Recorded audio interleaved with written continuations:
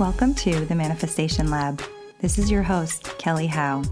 From the grounded science to the mystical and unseen, we're investigating this big experiment we call life and finding what really works when it comes to manifesting a life that sets your heart and your soul on fire.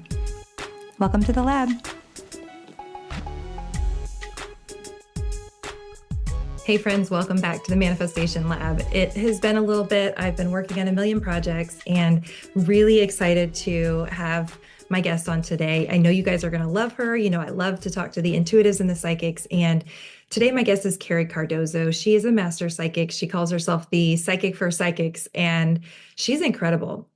We talk about so much today, but I really want you all to stick around for the end because I hadn't been planning on doing it, but my guides were in my ear. And so I went ahead and asked her about one of my biggest blocks that I'm working through right now.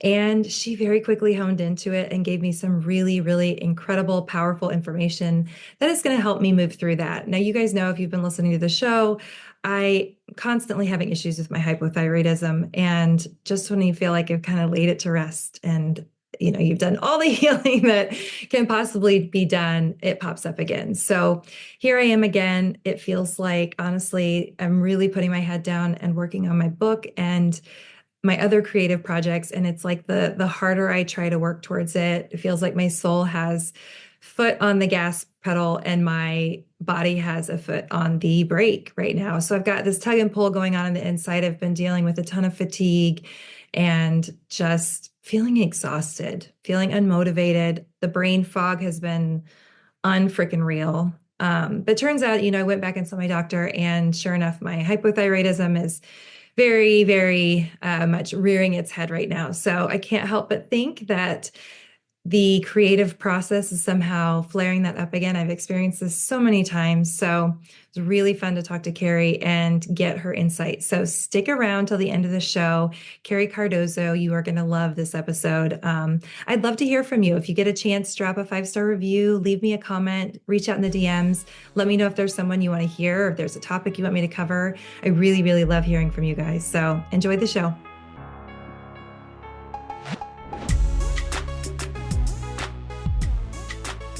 Lovely to meet you. I love having psychics on the show. And thank you. I know that you are a master psychic, seven-figure business mentor, podcaster, probably a million other things that I don't even know about, but really a pleasure to have you on the show. So welcome. And maybe let's start with just talking about what it is that you do with business owners and how you bring the psychic factor into that. Absolutely.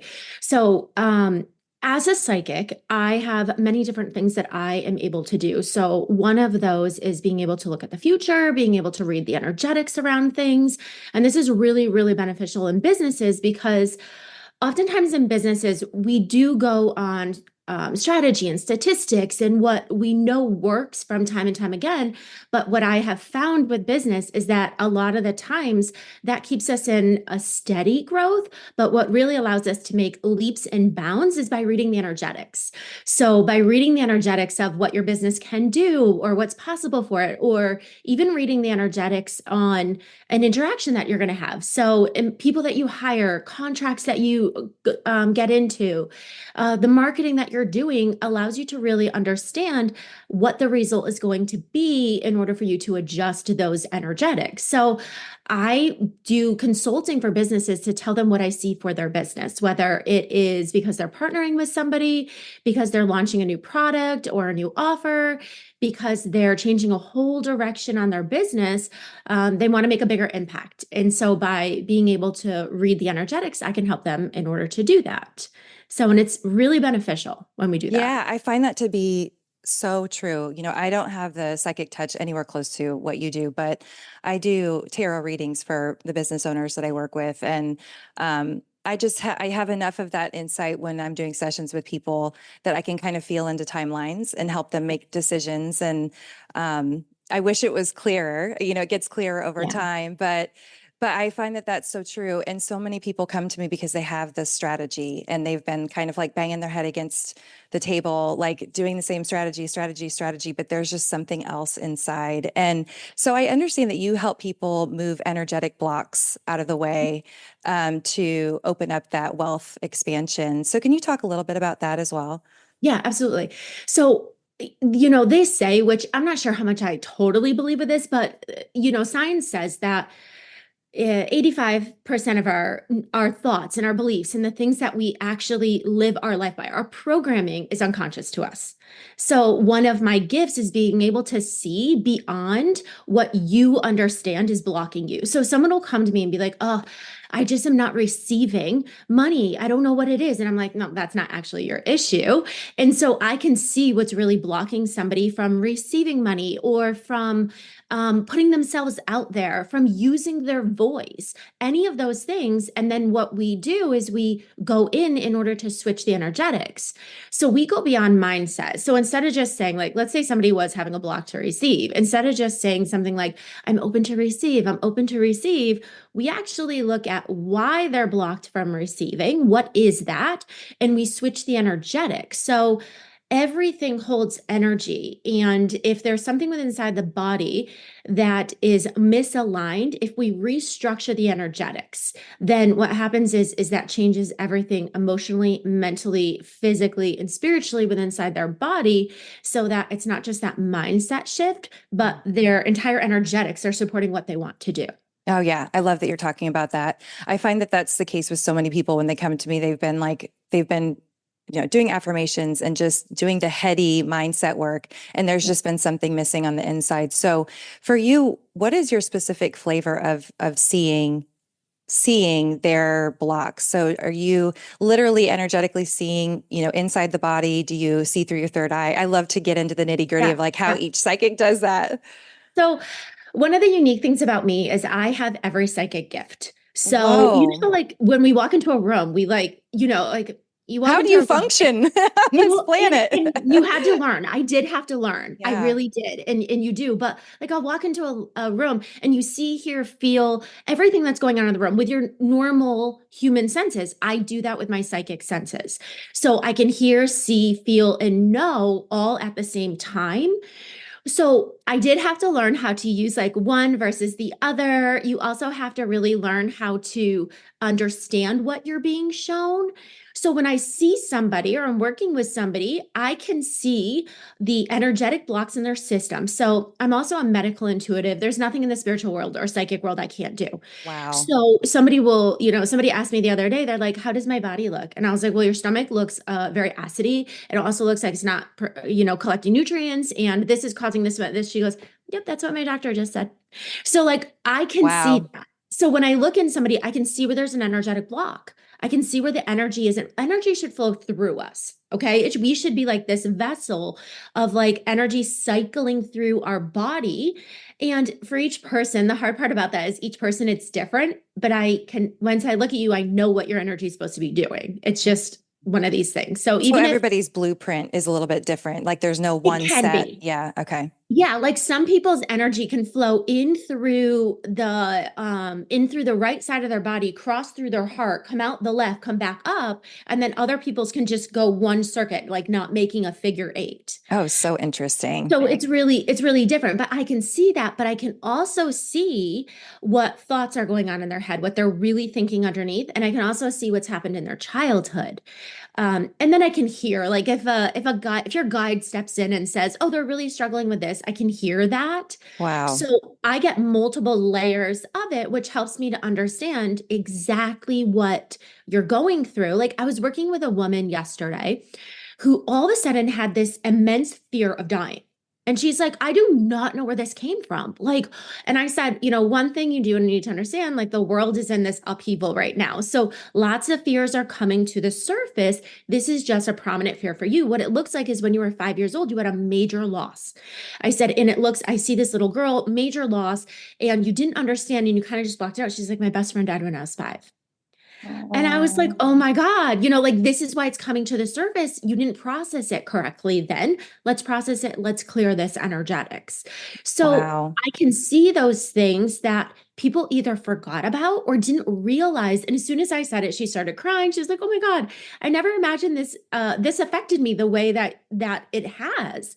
She's like, "I Yeah. never really thought." I was like, "I was 5. It wasn't that big of a deal." But it then transpired into so many things happening in her life because of that incident that as a 5-year-old, she couldn't process correctly. Yeah, we just don't have the skills and the Yes. tools at the time and the consciousness. And Yeah. even, even when something happens to us at 30, most of the time we don't have, if it's really, really big, we don't have the tools to do that. And wow, that's so powerful, Carrie. So when you're helping someone energetically clear, what does that look like for you? Do you do hands-on healing? Are you, what does that look like? Yeah. So I do most of my stuff distance. The only people I ever do hands-on healing for are like my children. And it's not all the time. It's like if they come in and they're like, I really don't feel good, I'll be like, come sit down. But it's more of I'm still doing everything through visual, through connecting with energetics from a distance. So when I do energy healing, I have my own specific modality. And I mix a lot of different things together. I'm not taught by anybody else but myself. I've never taken a class on psychic energetics, nothing like that. I'm all like self-taught, but guides, like guide source. Sure. Remembering probably from Yeah. many other Yes. times. Very, very, yes, that's a great way to put it. So I will see them in my mind's eye and I'll see their energetics and I will connect with the energy and then I start moving it. So I restructure the energy from what I see by releasing the things that do not serve. And I understand why they're there because whenever we have energy within inside of us, we have allowed it subconsciously, by a conscious choice, whatever that is. So it can come right back if we don't understand why it's there. So if we're holding this energy of I don't deserve wealth, but we don't understand why we don't deserve it, we could say all we want, I deserve wealth, I deserve wealth, I deserve wealth. But if it actually led from this idea that when you were a child, which is very common, parents will say, oh, that's not fair. You have to share that with your siblings, or everyone needs to be invited to the birthday party, or it's not fair. We start teaching ourselves that I don't deserve more than other people. So you just saying, I deserve wealth, doesn't change it. But by me saying to you, this is what I see, this unconscious thought is that I can't, excuse me, I can't have more than other people. You get to start aligning with, no, I get to have more than other people. It is okay for me to receive all that I desire. So we're switching what you would actually say, but we're also switching those energetics. So we're pulling the energetics out that are aligned with, I don't deserve this, or I can't have this. And we're bringing the energetics in of whatever it is that you want to align to. That's beautiful. Do you find that just being able to put consciousness on it and to share, hey, I see this, this is what I see happening. Does that just putting that consciousness on it start to move the energy all by itself? 100%. 100%. One of the things that I see, especially with people my age, I'm in my early 40s. And one of the things that a lot of people will come to me, and I always read the energetics. So I never just assume, I'm like, oh, you're like about my age. So this is probably what happened. But if you think about it, and as a parent, I was like, wow, I did this too. When you're little, when we punish our children, we take something they love away. And a lot of people, a lot of adults have grown up with this idea that if I love something a lot, it's going to be taken away. And so they have a hard time manifesting or holding something they truly desire because there's a fear around it being taken away. And Wow. so when we start to reprogram that, even mentally, yes, because I do the energetics, but you as a person would have all these other things to do. You would have to reprogram your mind. You would have to start tapping into new emotions. You would have to take new actions. And one of the things you would have to tell yourself is, wait a second, I get to keep all the things that I love. Nobody's taking my things away from me. I get to hold these and I deserve them. So you do have to do, I say we work on 5 levels. We work on the mental level, the emotional level, the physical, which is the body, but also an action, the spiritual level, as well as the energetic. Those are all different. We have to shift on every single level. I'm normally responsible for helping people find the information on how to do these, but I'm responsible for the energetic shifting. You're responsible for all the others. I'll tell you how to do them, but that's that practice and those habits and that implementation that people have to do on their own. Okay. Do you find that if somebody is really stuck in just doing primarily mindset work and like really just beating their head over and over again with these affirmations, do you find that that can actually be counterproductive? Yes. Have you noticed that at all? Yeah. Yes, because there is a fine line between desire and desperation for something. We want to be in this desire, just like this feels so good. Like when I manifest something, I'm just in a sense like, if I don't get it, I don't get it. It's fine. I don't care. And so that has a very light energy. If we get in this place of, I need this, I need this, I need this, and desire can switch very quickly So to subtle. frustration. Yeah. Yeah. And then we actually push it away. It takes longer to get here, no matter how bad we want it. We kind of choke the energy. So, when you kink a hose, we're kinking the energetic flow towards us by desperately needing something or like really like holding onto it too tightly. We cut off that flow of energetics that's flowing to us. Yes, yes, I see that too all the time. And like I said, I call myself a mindset coach, but it's really just because it's not easy to be like, well, really what I'm going to do is work with the physical body and Yeah. we're going to get in and reprogram things at a deep subconscious level. It's just easier to be like, I'm a mindset coach. And then if they keep asking Yeah. questions, we'll go from there. Yeah, But you're right. Because sometimes people don't understand it. They don't Mhm. understand the depths of it. And they're like, no, I just need to stop thinking this one thing. So you're like, yeah, I'll help you do that. Yeah. Yeah. And, I mean, it works when it works, right? Like I've had times when affirmations have shifted my energy really quickly and it's almost like it happens so fast, it's wild. And then there's been other times when it's literally like nothing is happening. And then I Yeah. find myself feeling frustrated and pissed off and it's not working. Yeah. And, so I kind of have a beef with some mindset practices in that way where it's like, it is more than just shifting your thoughts. There's such a deep, energetic, subconscious aspect to it, spiritual aspect to it that Yeah. I'm glad that there's people like you out there talking about it and that I get to sit with you and talk about these things. So, Thank Carrie, how you. much do you do past life work with people at all? I do yeah, Yeah, I every. kind of figured you did. So how often do you see that where it didn't even come from this life? It's like many, many lifetimes of persecution or just really, really ugly wealth, scarcity Yeah. situations. How often do you see that? Yeah, I do see that pretty often. And there's two parts to it. So one of the things when we're talking energetics, everything that you experience in a past life, you have the opportunity to hold in this life. But also coming into with those energetics in this life, you're immediately going to reproduce the situation.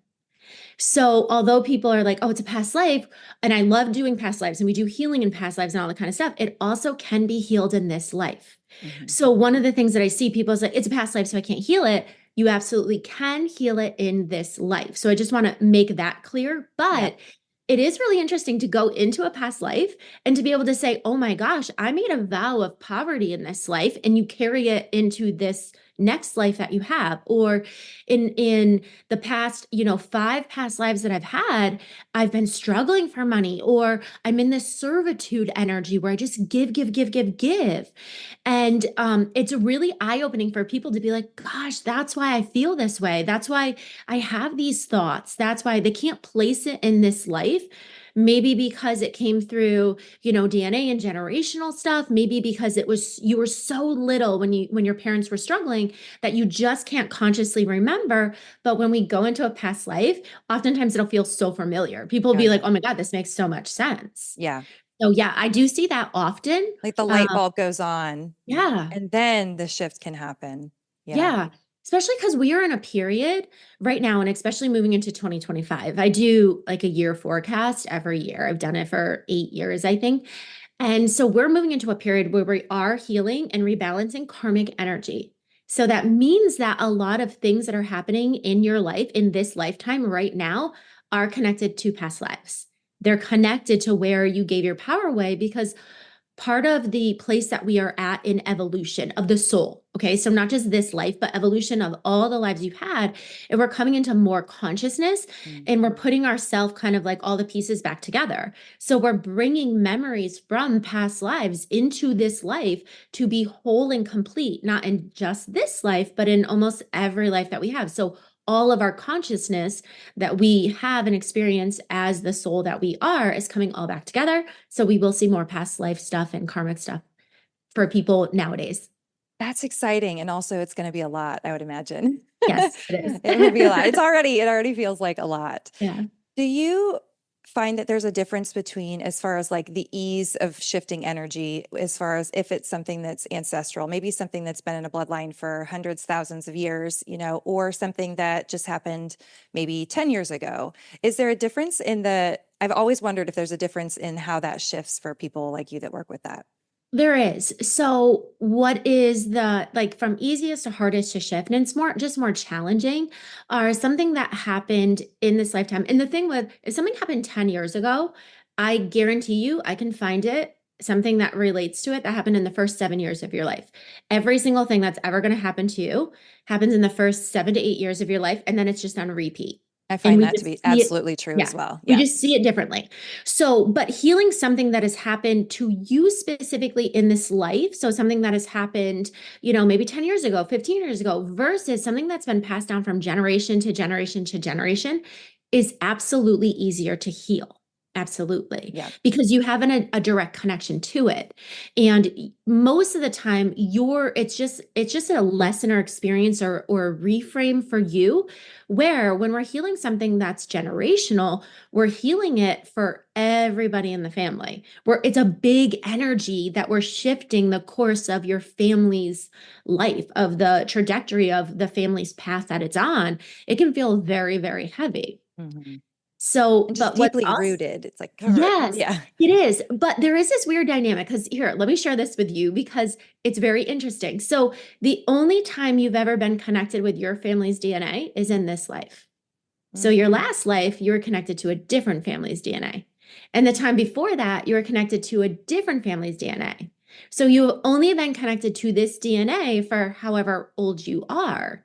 So, you can also have remnants of your old family's DNA from a past life. Wow. So there's different ways to clear it, but there's also can be deeper connections to the family in a past life, especially if it was more traumatic than the actual genetics of the family in this life. So I don't understand the science of it or know like the science of it basically, but I know there have been studies done of the impact of your genetics versus your energetics. And it Mhm. really does depend on the person as to which one has more of a pull on them. I meet some people that they're not affected by the generational lineage of their current family, but they are drastically affected by the energetics from their past families. So it's Interesting. an interesting dynamic a lot of the times when you look at that. I always have to wonder too if it just purely comes down to what the soul is working on learning this time around. 100%. And going Yeah. back to what you said, because I'm totally with you. I feel like everything that's happened that needs to be healed will show up in this life. So people come to me and they're like, I'm blocked. And a lot of times I'm like, let's not dig for it right away. Like, let's just talk about what's going on right now. Like, what Yeah. is glitchy? What is getting, what's hanging you up right now? Who's frustrating you? What relationships are difficult? Like, let's talk about that first, because everything that needs to be healed is happening, right? Like whatever it was. But I find it so interesting because some people move through things very quickly if we Mhm. identify what's happening right now. And then I always have wondered, like maybe it's just older souls or souls that have already kind of learned that lesson. And they're like, now I want my person.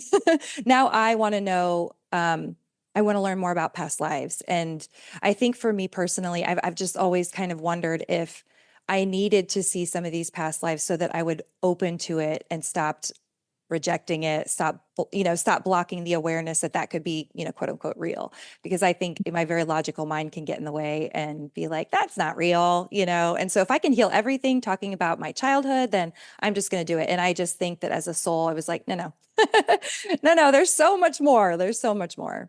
Yeah, and it's so true. And it's different for everybody. So souls definitely decide, they're like, I'm coming into this life to do something very specific. So I channeled this thing called soul theory. And soul theory helps you to understand the different designations. So the different purposes that your soul came into this life to be a part of.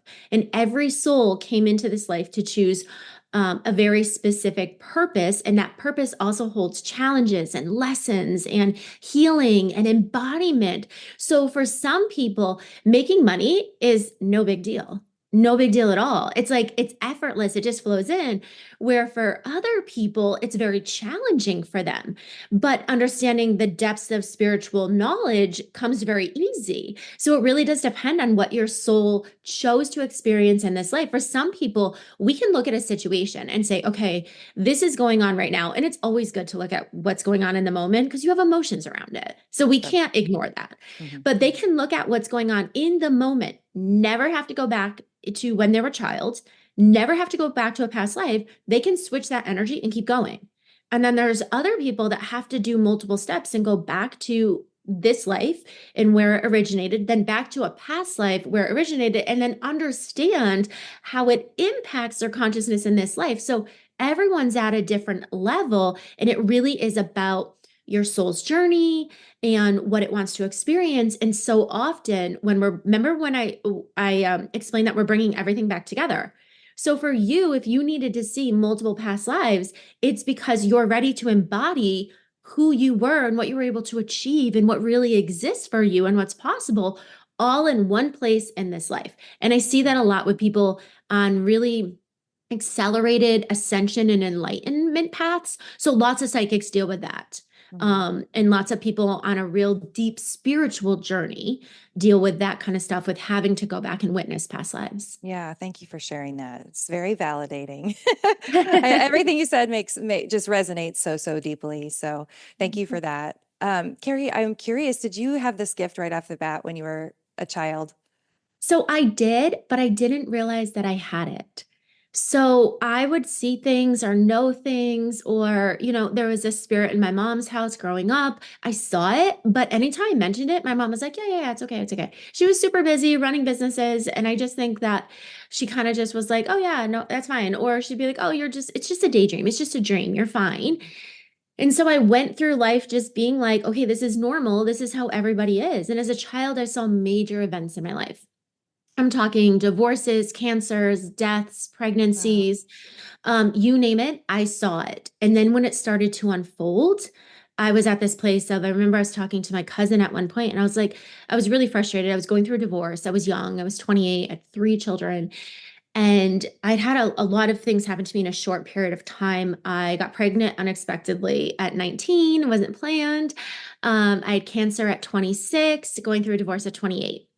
And I was just like, I'm so frustrated with life, but I guess I shouldn't be, because I've seen all of this happen. We see what's going to happen in our life. So why? I don't understand. I just wish I wasn't frustrated. I knew this was going to happen. And she's like, what do you mean you knew it was going to happen?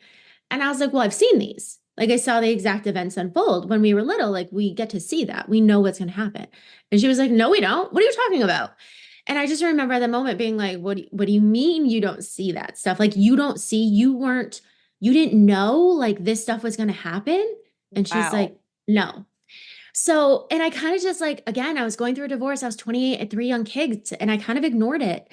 And I started a really impactful career, went through a divorce, met an amazing guy, and we started to really build a life together. And about 5 years later, he unexpectedly passed away. 5 years from the conversation I had Oh with my my cousin, gosh. my fiance passed away. And in that moment, my entire life changed. And not just because like everything I had ever planned for my future was gone. It was gone. We were buying a house, the closing stopped, everything was gone. But from that moment, I was on this mission. Wasn't raised religious. So I never even thought about what happened on the other side or when you passed. I never even gave it a thought. And I went on this journey to understand, like, where did he go? Where is he? Why can I still feel him? And I went and had a couple sessions had a session with a shaman, with a medium, and with like a psychic medium, a little bit different than just a standard medium. And what happened is every single time I had a session with them, they were like, you're psychic. Like, he's telling me that he only communicates with you. You can hear him, you can see him. He won't even speak to me. He won't give me information. And it started like everything that I started to see and feel and know, I was like, oh, wow, this isn't normal. And I really went on this deep dive. And from that moment, I could see him, I could hear him. Like, I just started paying attention to all the things I'd been doing for years, but didn't realize that I was doing. So, Wow. Well, you've yeah, been through so much. I'm so sorry to have thank that kind you. of loss, and but what a beautiful thing that you had the gift, and it Yes. it was sort of the key to unlocking that for you, Yeah. that painful initiation into that. Yeah. And it really was. It was this, like, for I was angry for a couple of years. I had to do really deep healing. I really did. I was just angry at the universe. But now, 10 years later, I absolutely can look at it and be like, it was the biggest gift. Like, I know that people leave this world when they're supposed to. There is no accidents when people pass. It doesn't matter what it is. And it's very hard for people to hear. But having experienced it and being so angry, but coming out on the other side of being like, it was always supposed to be that way. And it was the biggest gift I was ever given, not his death, but in his death, I was given this huge realization of what I'm supposed to be doing and what's possible and who I am, and all this access to the other side that I did have, but I was living a very different life than what I live now. So it was a huge gift in his Yeah. parting. Yeah. Yes. What kind of work did you do before you decided to step into psychic Yeah. mediumship, all the things that you do? So I was a stay-at-home mom for 10 years. And during my stay-at-home time, or at least 9 years, during that stay-at-home time, I started a couple like MLM businesses. I had one that I had made like $80,000 in a year, and then they like restructured it. And I was like, screw it, I'm not doing this. But when I got divorced, I went in and started managing a pretty big company or corporation that had 6 different companies inside of it. And so I helped that company grow from about $4 million a year to $16 million a year, running the whole company. And so after Mike passed, very shortly after, I was kind of forced out of that company. There was a tragedy within inside the business. It ended up in a legal battle. And so I was let go from that company. I just wouldn't cooperate illegally with what somebody had asked me to do. And so I was therefore let go. And so from that moment, it was about 6 months after Mike passed that I was let go. And I was just like, I will never spend my time developing and running and building someone's business to have it all just taken away. Like I loved the work that I did. So I've always, and in growing up, my mom has always run her own business and owned her own business. So we worked inside of that as kids. So I've always just been in the business realm. And so it just made sense to me to start using my psychic gifts in business. So that's how I Yeah, got I'm into so it. glad you did. Was it hard at all? Like, did you notice that you had any fears once Oh this my opened God. up, or was it just like easy peasy? No, Because it was not easy yeah. peasy. No, not at all. And it was frustrating because I'd always been so good in business, always so good in business. And then all of a sudden, and I worked with a lot of like really professional men, and I worked in a very male dominated industry. So lawyers, accountants, investors, realtors, doctors, which there were some female doctors as well.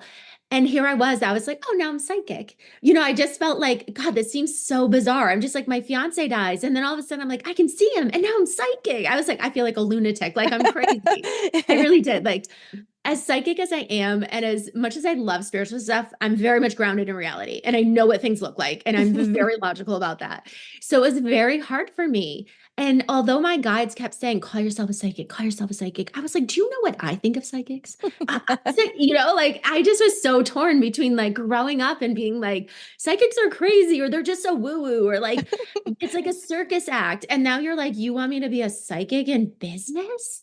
So it was really hard. I struggled for the first, God, probably 18 months. Struggled.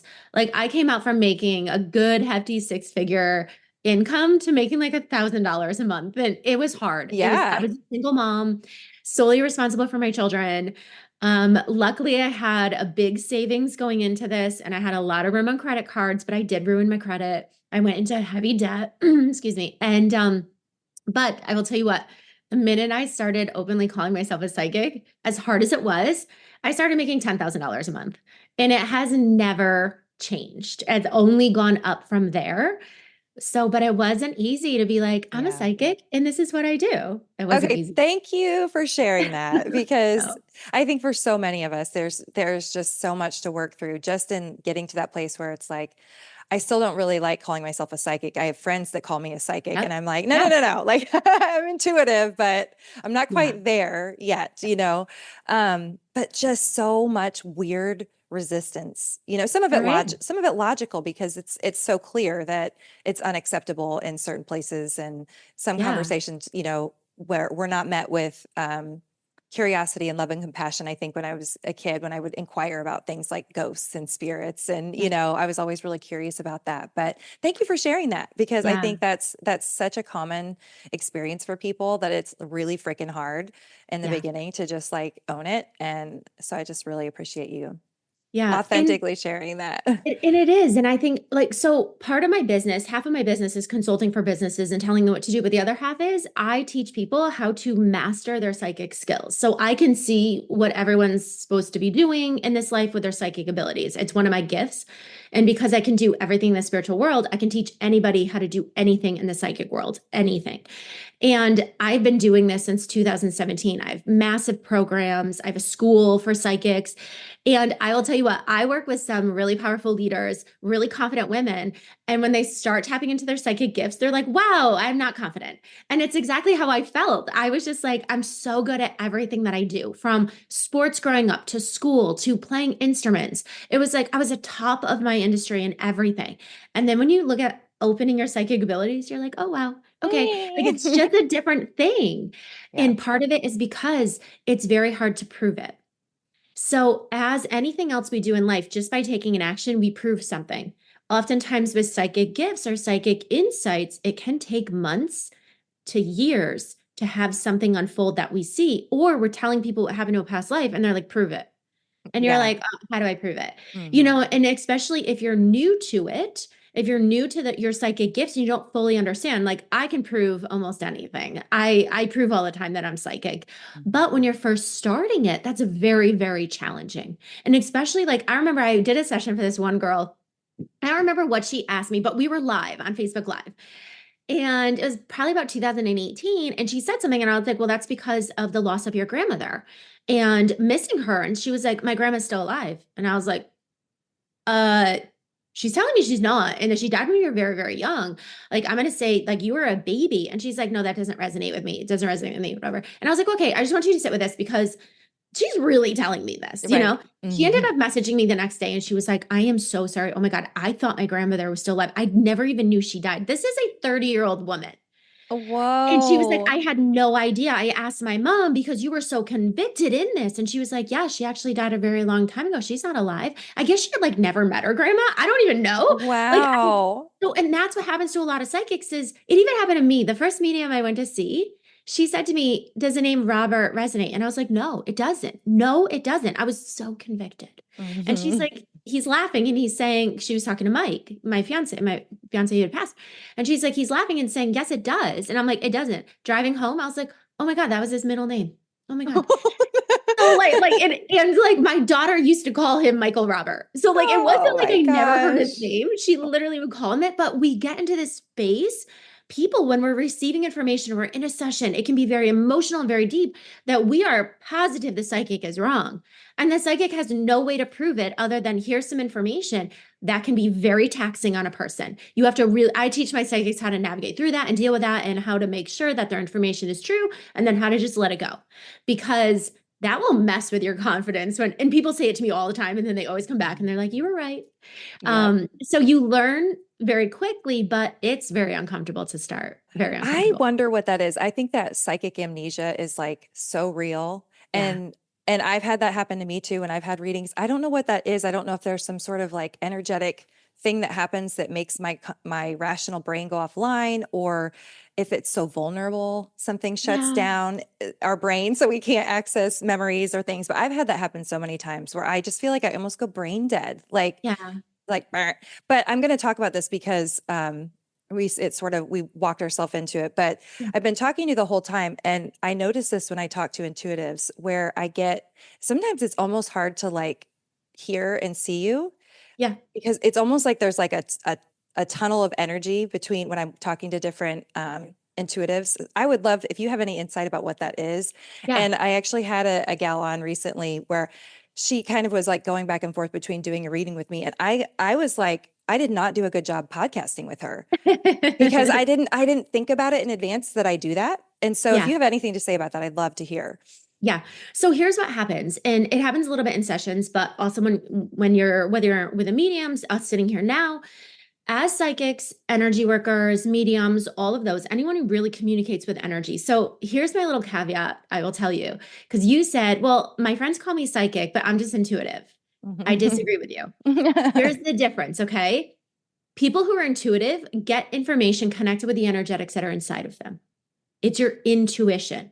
It's the energy that your soul holds, that your cells hold, that experience hold. That's your intuition. If you are connecting with anything outside of yourself, that is psychic gifts. You are connecting with energy outside of yourself, that's psychic. Okay. Interesting. I've never thought about that, but that's Yes. very clear. Thank you for that. Yeah. And I have psychics who are like, I'm intuitive because psychic is too hard for me. And I totally understand that. And I do. And there's even times I'll talk to them Like, I'm ready to own it. I'm ready to Yeah. own it. I just feel like I'm not skilled enough to, you know what I mean? I'm like, I'm not there yet. Yeah, I That's totally where I'm understand what you're saying. But so this is important because psychics are constantly pushing out and receiving energetics outside of themselves. So as I'm talking, I know how to hold really big energy. I have really big energy. My energy is constantly giving and receiving, and it works in a very flowing way. So when you speak to a psychic who does that, you're automatically brought into the energetics because our energy will magnetize your energy, which pulls you in. And the only thing you can focus on is like what the energy is pushing towards, what the energy is showing you. So for some people, it's my energy that I hold versus maybe the words that I'm saying. For other people, it's like you can't think to ask a question because you're so focused on the words that somebody is speaking. So it really depends on the situation. So when you're in a reading, what happens is you're pulled into that energy and you're connecting with almost the same energy that the reader is connecting with, and you're feeling all these things that are unknown to you, but because maybe your channels aren't open, you're feeling the energy, but you can't process what you're actually feeling because the channels for receiving aren't open. That makes sense. So like whenever I coach psychics all the time, and my psychics will say, I'm so much more psychic in your energy. And I'm like, okay, but it's because my energy, whenever we're around an energy, and this is kind of how we manifest, is that ideally the stronger of the two energy will alter yours. So if somebody's really angry or sad or mad, if you're in connection with them, their energy is more than likely stronger than yours. All of a sudden you start feeling very low, very down, very vulnerable, very just like frustrated. Where if you're connecting with somebody who's open and their energy is expansive and they're a psychic and they're tuned in, then what happens is your psychic energy is elevated as well.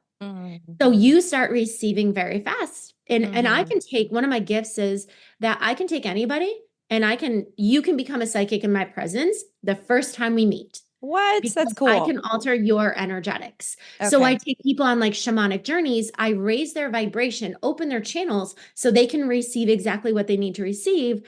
Then I teach them how to do it themselves. Wow. Okay. So you feel that energy shift that psychics can hold. You feel that because we're projecting energy and receiving energy all the time. You're in that flow that you're feeling and receiving it. Yeah. Okay. So I think that all resonates so deeply. And you're psychic too, so you have it as well. So your channel is open, so you're receiving probably faster and at a deeper level than somebody who is more closed off to it. When I talk to somebody who's closed off to psychic stuff, I can feel it right away and I can adjust how I say things. Yep. So I can adjust the words that I use because their energy won't be as receptive of the things I'm putting out as, yours would be. Yeah. Yeah. That's so funny. I was telling somebody that the other day, actually, that I'm like trying to come up with how to do a meme on this, but it's like that moment when I'm feeling someone's energy and I'm trying to figure out if I'm going to tell them a mindset coach or a manifestation coach. Yes. Yes.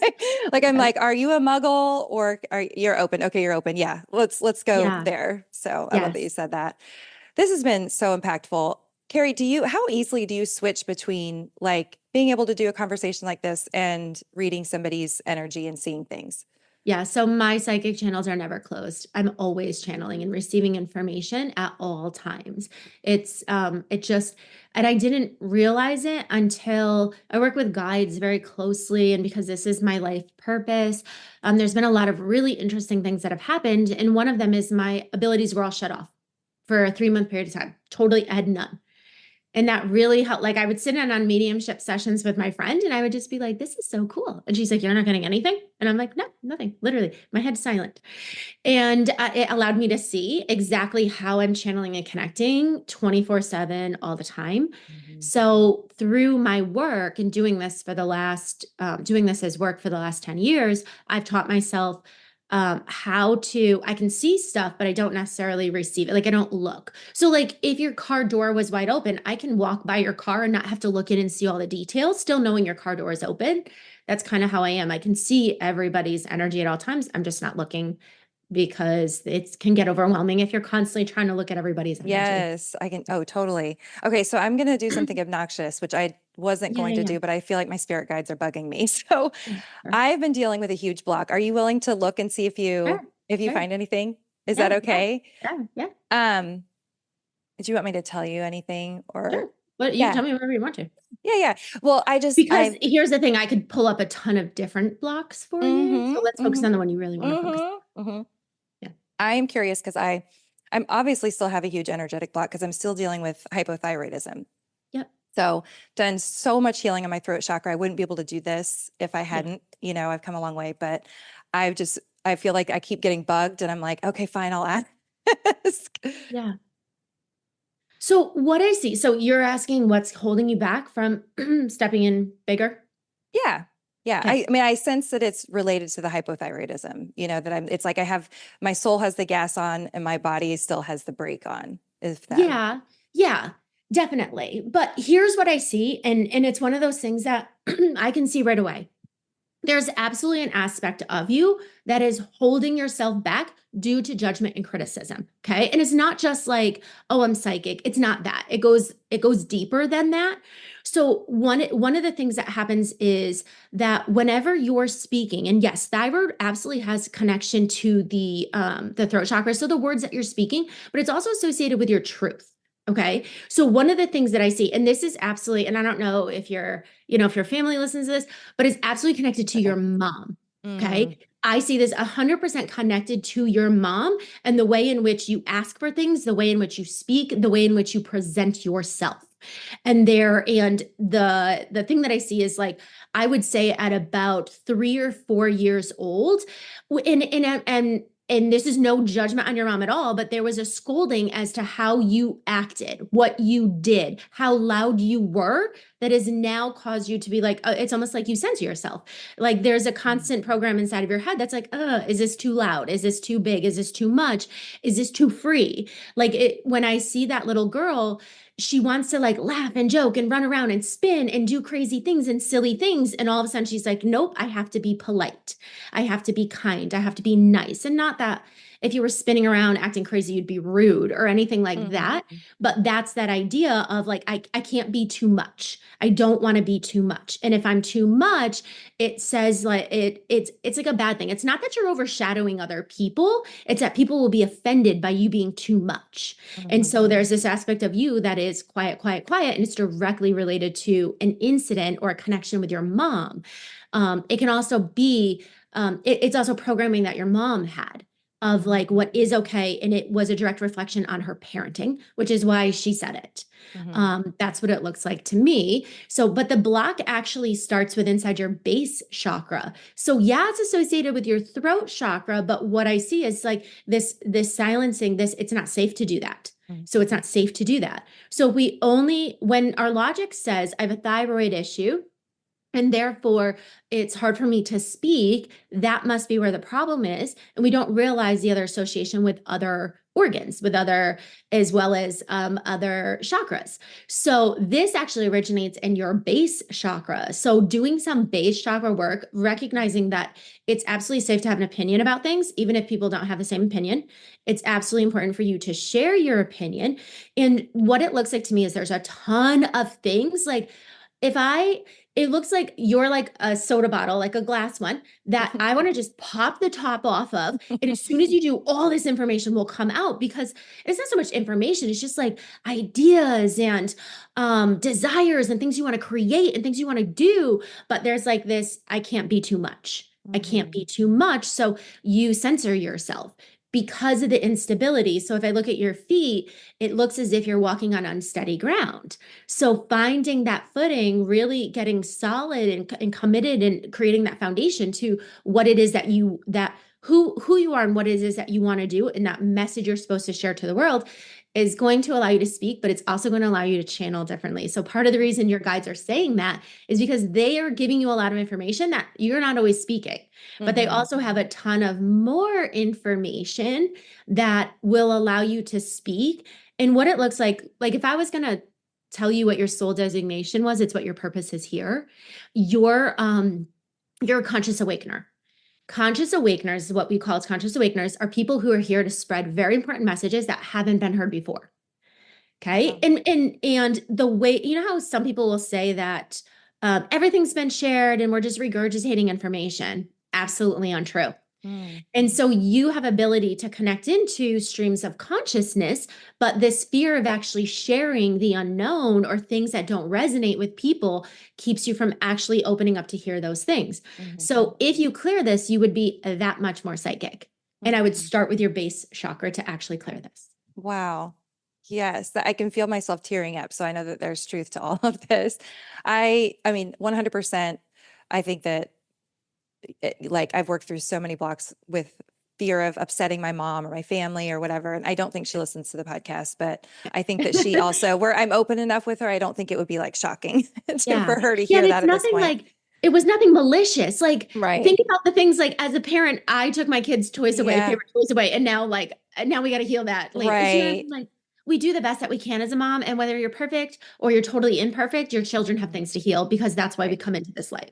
Right. Yeah. I think that as you were talking, I think that a huge part of this, but this feels really clear as you were talking, is that a lot of that was like, I don't want to be too much because there was so much stress around me that I didn't want to add onto the stress of any of the other people in the room. And so I really have to be conscious of doing that now because I can feel other people's stress. And so it's like, ugh, I don't want to do anything to make that worse. So I'm just going to back down. I'm going to get small. And that makes me so sad that I'm still doing that because I've come so far, but I really appreciate you tuning You're into so that. welcome. You're so welcome. And sometimes it's like, when we're supposed to step into our purpose, everyone thinks our purpose should be easy. It's not.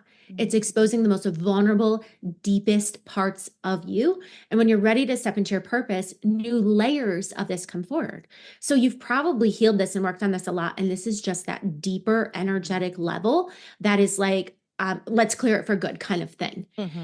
Because a lot of people will say that they're like, I've worked on this. I'm like, yes, but you weren't able to work on it at this level. You weren't ready to be like, yes, I'm going to be a channel. Yes, I'm stepping in here. I'm going to be unapologetic without being rude. Like, I don't see you as a rude person, so being unapologetic, being aware of how someone's going to receive this, but also know that, one of the things I know for sure is that everything we experience in life we're meant to, whether it triggers us, makes us upset, whatever, we're supposed to be hearing it. We're supposed to be experiencing it. And it's our job to be able to navigate through it. Yeah. Oh, I so appreciate all of that. The last 5 years with COVID, there's been a lot that I wanted to talk about, but I, at the same time, was dealing with so much stress and anxiety, like on a physical level, because I think it was like literal terror. Like I can't talk about these things. I had unpopular opinions. I'll just put it there. And girl, I was on my YouTube channel got taken down because I was like, I don't do medication. I'm a healer. yeah. So I am a healer. Yeah.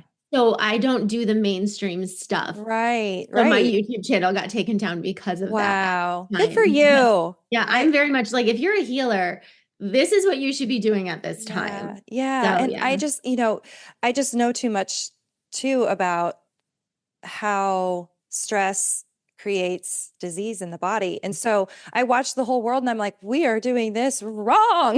Like yes, isolating 100%. people in their homes and having, fearful commercials and billboards everywhere. I just was, it was just really, it was tough. But it was like, I wasn't quite able to overcome the inertia of the fear, unfortunately. So I don't know where I am with that now. I almost, maybe I still need to talk about some of it, but there's a part of me that's kind of like, I'm just ready to like talk about different things, Yeah. Anyway. And I hear you. And it was, I even now, I think sometimes when people speak out about stuff like that, there's a lot of people still in fear who attack people for speaking out at things like that. Yeah. It was that attack piece that really triggers the deep-seated root chakra fear, I'm sure of that. Like, I kept telling my husband, I was like, this just feels really familiar. Like this kind of mob mentality, like just stay low and stay quiet, like felt very realistically wise, you know? And I hate Yeah. that. Like Yeah. every speck of my being hated it. But at the same time, it was like, this just, things are crazy right now. So, Yeah, but if you think about it, a lot of psychics, a lot of women who are psychic were also witches back in the day. mhm, And there was this mob mentality of attacking the witches. right, So a lot of the times, a lot of what happened in through COVID has triggered past life things for a lot of people on different levels, not just like that witch wound, right. but a lot of different levels because history always repeats itself until we shift it. Mhm. And clearly, we have proven we didn't shift it yet. Right. It was another So rinse and we're repeat. holding it. Yeah, Yeah, yeah. yeah. Carrie, this has been lovely. Your It energy has been is awesome. really wonderful to be in. I appreciate your time and hopefully we can stay in touch. Yeah. Anything that you have coming up that you want to share with our listeners, any, courses or, anything at all? I always have courses going on, but one of the things that I have is I do have a membership, and part of it is there is a free community for people who are on psychic journeys, energy journeys, soul aligned journeys, manifesting, any of that.